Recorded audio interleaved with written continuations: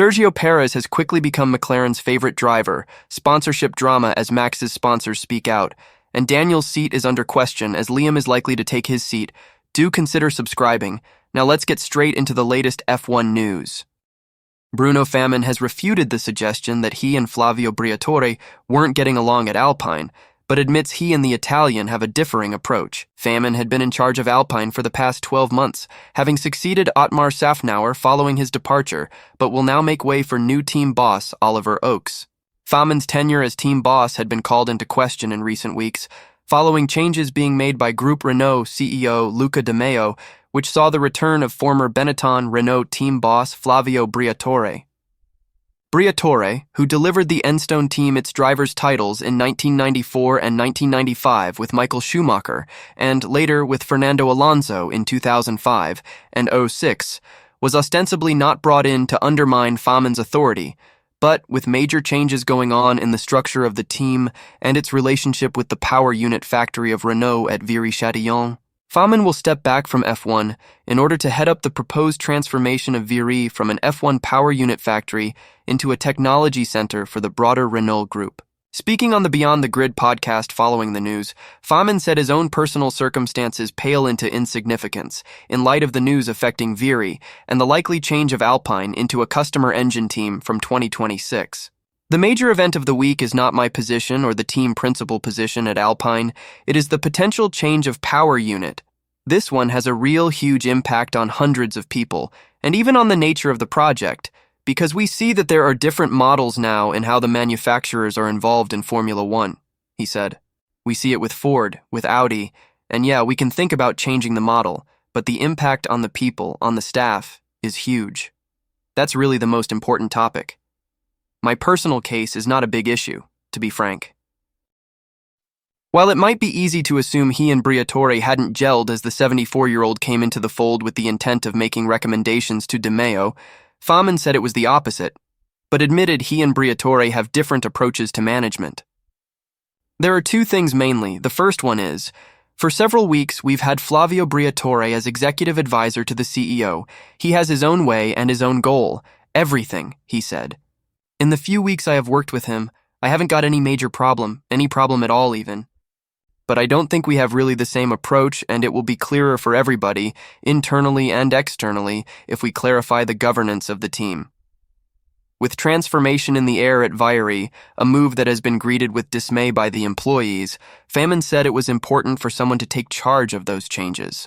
The second point is that, in Viry, if it's confirmed, we will have a huge transformation plan of the company, putting more resources on managing the other motorsport program, but also developing those new activities in the high technology. Then I think it's not an easy thing for all the staff there, and we need somebody to be fully dedicated to that project, and I'm quite happy to be dedicated to that, he said. Both together, I think the decision was quite easy to take, and I have no problem with it. I'm very happy to have been a team principal in Formula One for a year, and I am not unhappy to leave. With Alpine trying to bounce back from its disastrous start to the season, in which the team began the year at the back of the grid, Famin said it had been made very clear to the team that he and Renault needed to make big changes in how the Enstone squad went racing. It was a shock for everyone. For me as well, of course, he said. But on the other hand, it was highlighting the necessity of the changes we had already started and we needed to do. Since I've been in charge, we've changed quite a lot of things. What we have seen at the start of the season was the result of what has been done before, and then, somehow, even if it was, again, a shock, it was a confirmation that we had to change. Since we've changed quite a lot of things, things are getting better. And on that, the important thing then from that difficult situation, we saw that it was really necessary to change quite heavily the team structure, and that is what we have done. Lewis Hamilton believes McLaren has a chance of challenging Red Bull for the titles, given Sergio Perez's current form. The fact McLaren has two drivers scoring significant points will stand the Woking-based squad in good stead in its bid to topple Max Verstappen and Red Bull, believes Lewis Hamilton. Red Bull's outright pace relative to its competition has taken a step back through the second quarter of the season, with even Max Verstappen struggling to score victories, with his last win being the Spaniard Grand Prix, the Dutch driver being beaten to the top spot in the 4 races since. But while Verstappen has been blocked from standing on the top step of the podium, the reigning world champion is faring far better than Sergio Perez. Since finishing fourth at the Miami Grand Prix, the fifth race of the year, Perez's best results have been a trio of seventh places. Perez's contributions to Red Bull's points score have thus been negligible recently, allowing McLaren to close up to just 42 points in the Constructors' Championship, while Lando Norris trails Verstappen by 78 points in the Drivers' Championship. Norris and Oscar Piastri have both won their first Grand Prix this year and are regular podium finishers as the MCL38 now appears to be the most versatile F1 car on the grid.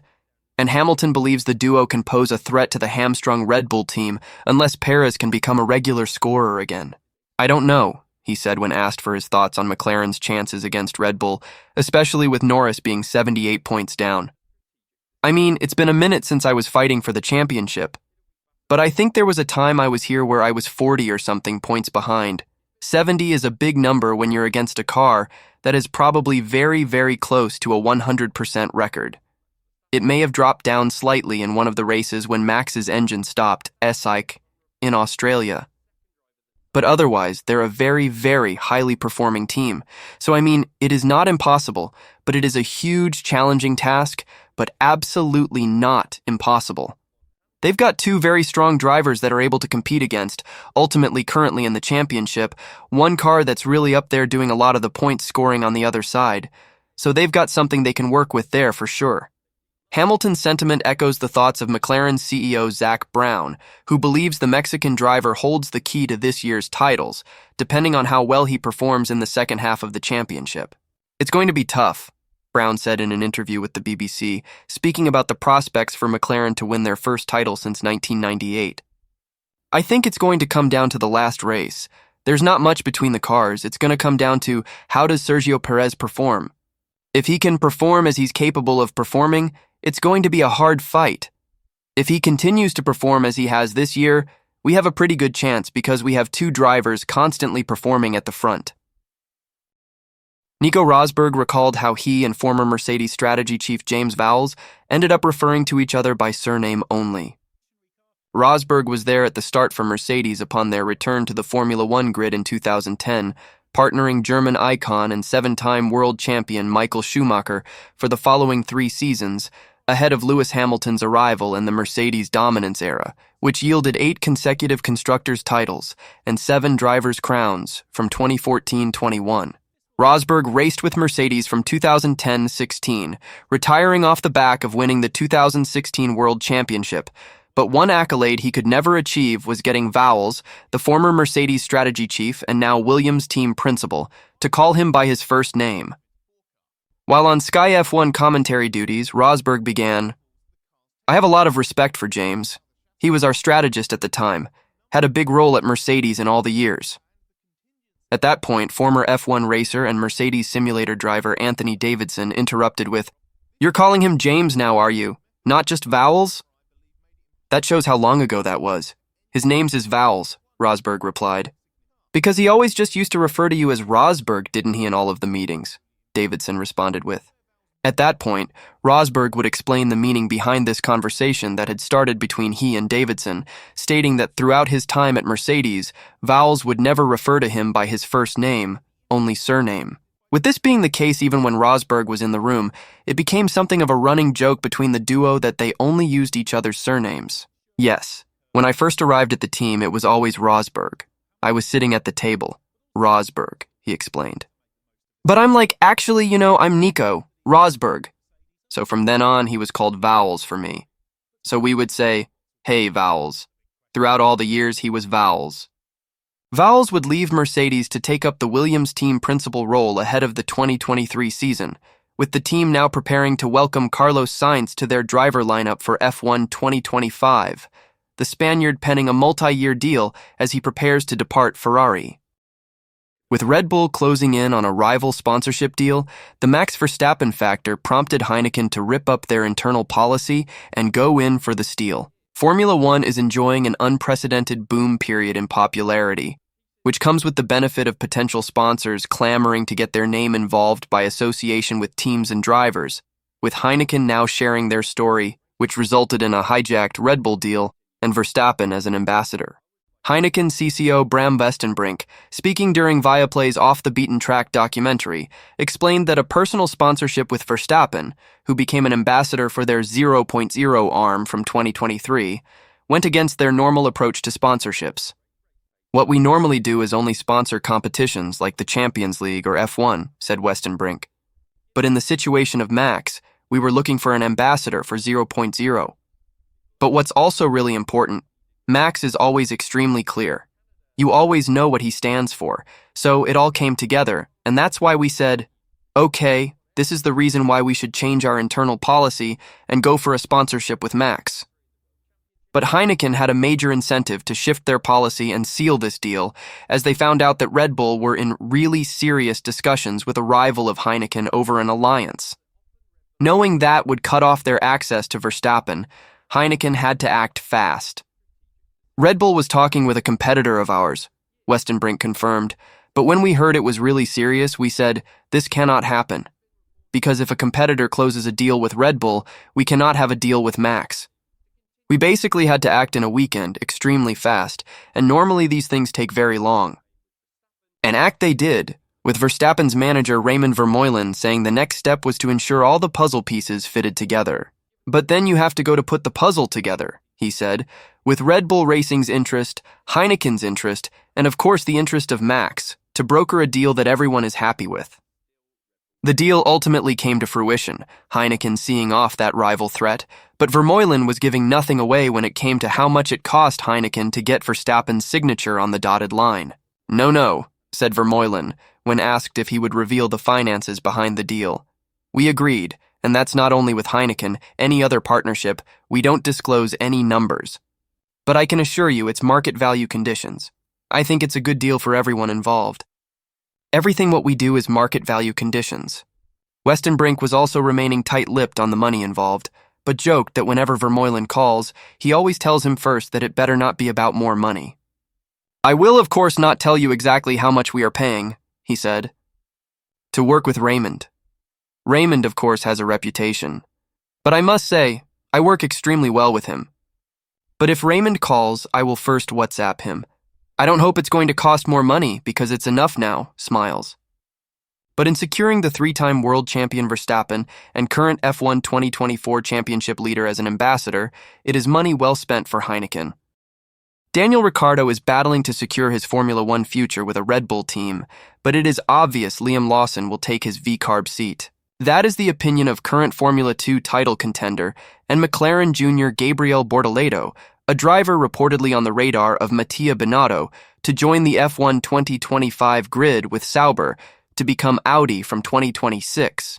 With Red Bull dropping strong hints of change on the way going into the F1 2024 summer break, Ricciardo found himself in a unique situation where he could potentially be returning to the main Red Bull team if Sergio Perez was dismissed, or losing his seat at junior team V-carb to Red Bull's impressive reserve Liam Lawson, who is waiting in the wings. Ultimately, Red Bull opted against change, but with Ricciardo yet to be confirmed as a V-carb driver beyond F1 2024, the pressure is on after the summer break to see off the Lawson threat, though a return to Red Bull is not out of the question. However, Bordalo believes it is an obvious decision for Red Bull to place Lawson alongside Yuki Tsunoda at V-carb next season. RB is still open, but we already know. Is it Ricciardo there or is it Lawson? It's kind of obvious, said Bordalo in an interview with Motorsport.com's Brazilian arm. If they don't put Lawson in, I don't know what's going on in their heads. I think that Lawson deserves it at the moment for having done all the development work for the team in recent years while he was unable to compete. Meanwhile at Sauber, Nico Hülkenberg is already signed for 2025 and beyond into the Audi era, with current drivers Valtteri Bottas and Zhou Guanyu left to battle with one remaining seat up for grabs. Should Sauber decide to retain either driver, Bordalo is not sure whether it would be Bottas or Zhou who gets the nod. I don't know about Sauber. There's Zhou and Bottas to leave, but I don't know who will stay, he said. Of course, Bordalo could end up beating them both to that vacancy according to the rumors, though Bordalo said this claim came as a surprise to him. That's nice to be mentioned by an F1 person, because that's where you want to get to, he added, in reference to Binotto's reported interest. But let's see what the future holds. I'm doing my job as best I can in F2, not in difficulty, but so that I'm ready to move up to F1. I'd say that's my situation at the moment. Carlos Sainz's switch to Williams has been met with some consternation by one leading pundit, who believes the Spaniard may know something we don't. The long-running saga over Carlos Sainz's future came to an end after the Belgian Grand Prix, with Williams confirming their signature of the Spaniard when he departs Ferrari after 2024.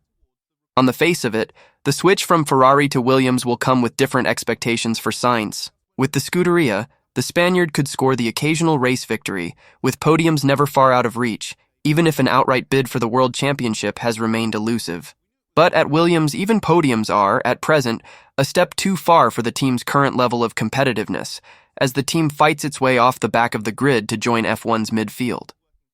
With 4 points scored from 14 races, Williams occupies 9th place in the championship, and having chosen the Grove-based squad over offers from Alpine and Sauber Audi, Sainz's decision has been met with some confusion by leading Dutch pundit Tom Coronel. Speaking on the Racing News 365 podcast, Coronel said he hadn't seen the move from Sainz coming.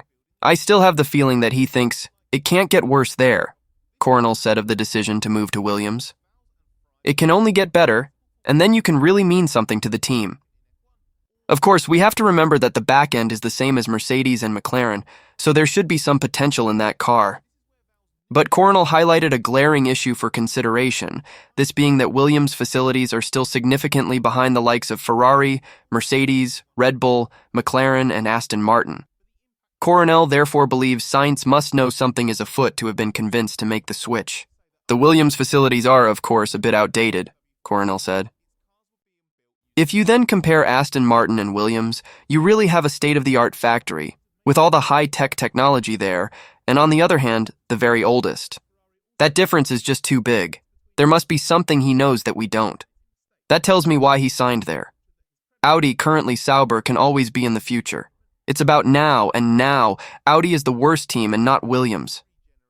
Having beaten 2 OEM teams in Alpine and Audi to Sainz's signature, James Vows recently said that his transparency with Sainz had convinced the now Ferrari driver that a brighter future is on the way for the lesser-resourced Williams squad. "From the beginning, I gave him warts and all. Here's what's going to happen. We are not going to go backwards. Here's why. Here's what we're investing in. Here's what's coming. Here's why I'm excited by this project. And it's your choice very much if you want to be a part of it," Vows explained to media. "But I know that we will have success in the future, and I know it's going to cost us in the short term, and I'm confident that that honesty and transparency has paid off." As much as there was more weight on the car, the actual aerodynamic performance of the car is in a reasonable place. We've just got to shed that weight off so that we can start fighting up at the front. I think what Carlos sees is what you need in the circumstance that he'll be in is strong leadership. And I'm not describing myself. I'm using his words. It's very big-headed of me to describe otherwise. And there's not one F person. It's a team and the right investment to go forward, and he can see that with us. I think it's a huge, huge event for Williams to have 2 of the best drivers in the world fighting at the front. FF. I think it is very much a sign of things to come, the fact that we are prepared to have the investment required to be there, and a lot of it you can't see. But what Carlos recognized from us, and much of it you won't see, and you will never see, I'm afraid. But I did expose it to him, is what we're changing on the inside. That's what's exciting. Thanks for watching the video. 2 more weeks till the next race.